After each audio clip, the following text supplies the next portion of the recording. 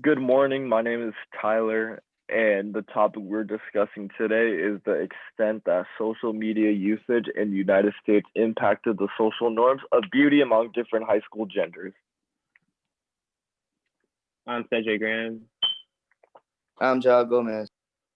And I'm Anthony Gomez. So, the uses of social media in the U.S. negatively impacts high school genders from mental problems to body shaming and perceptions being changed from influencers. A solution to these problems could be warning messages on social media apps such as Snapchat or Instagram, or content creators or influencers promoting body positivity to their younger audiences. Social media establishes a platform that increases bullying due to of the reach of how many high schoolers have access to lives of unknown people. This can cause things such as unneeded knowledge of someone else's information. Someone can know your information without you even knowing that they have your information. This can lead to a lot of conflict and cyberbullying, which is very hard to avoid and very tasking to the mental health of a teenager. This graph shows how many people agree with our claim that social media holds women to unrealistic beauty standards. A solid 47% agree, or somewhat strongly agree, that social media changed beauty standards and held women to completely different standards. And only combined 12% of people disagree with our claim. This just shows how many people relate and how common this claim is in general. Unobtainable body mass can lead to things such as fat shaming. This leads to eating disorders such as anorexia and bulimia. This is very common in high schoolers because that's the stage where you're the most mentally weak. High school is a very stressing time, a very stressing period in development and in just education and everything. This can lead to a lot of stress put on an individual, and this can lead to depression, such as when a girl was bullied relentlessly on social media throughout high school, and this caused her to commit suicide.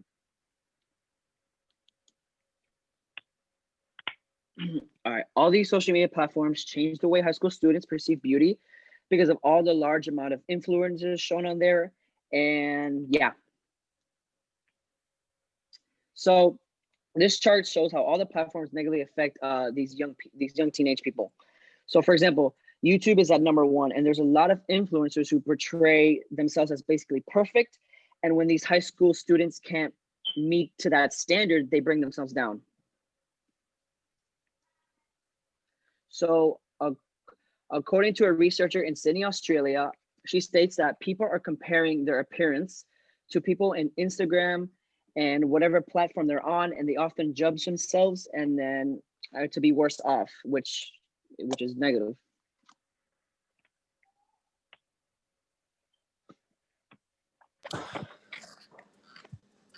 The fact that social media is everywhere makes it almost impossible to avoid, especially for high school genders, because this is the time where you use social media the most because of school and different opportunities now that we have all these technological advancements.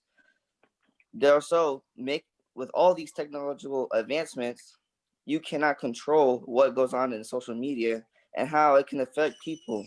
Some people are innocent people who just want to go see people, see videos, take pictures, and then a pop-up starts ads, and then you see it and it can bring you down. You click on it, get you addicted, it can bring you down.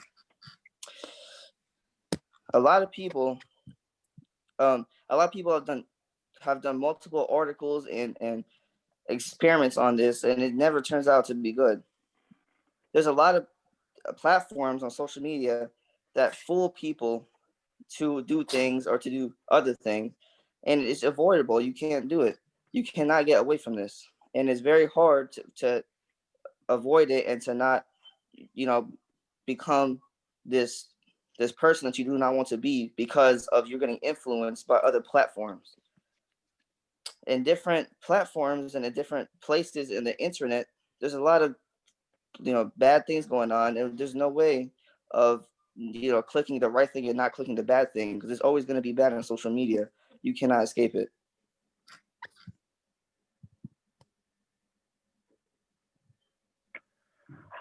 The beauty norms have many high standards, and this negatively affects the mental health and physical health of many high school students. This first chart shows the unhappy hours after hours spent on each social media platform.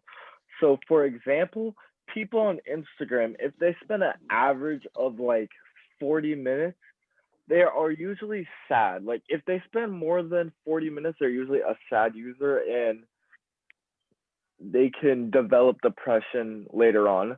And then the other chart shows the impact of young people on these platforms, and it shows YouTube has the biggest impact on mental health.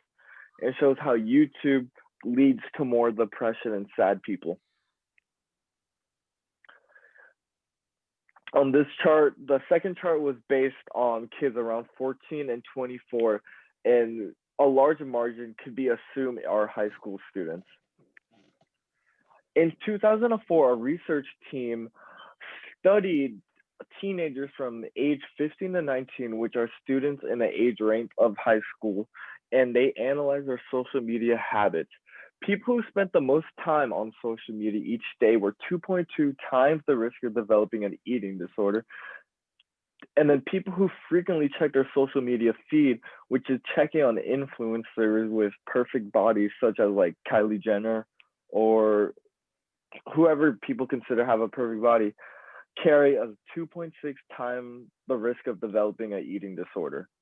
Another study in 2014 sampled 1,700 students from 15 to 18, which you can assume are high school students too, and using a questionnaire to determine social media use and establish social media use.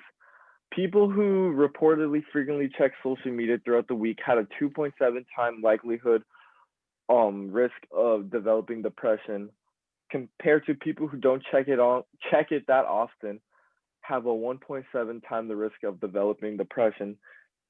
And this correlates with checking on your social media feed and developing a depression or sadness because you don't have that perfect body like the celebrity you look up to.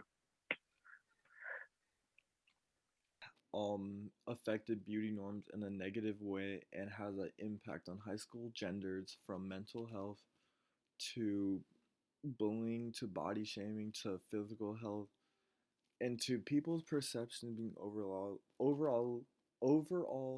changed by social media norms. The solution to this would be body positivity campaigns and having these celebrities promote it. And I feel like that is a way we'll be able to stop this from being a negative and make it more of a positive. Thank you for listening.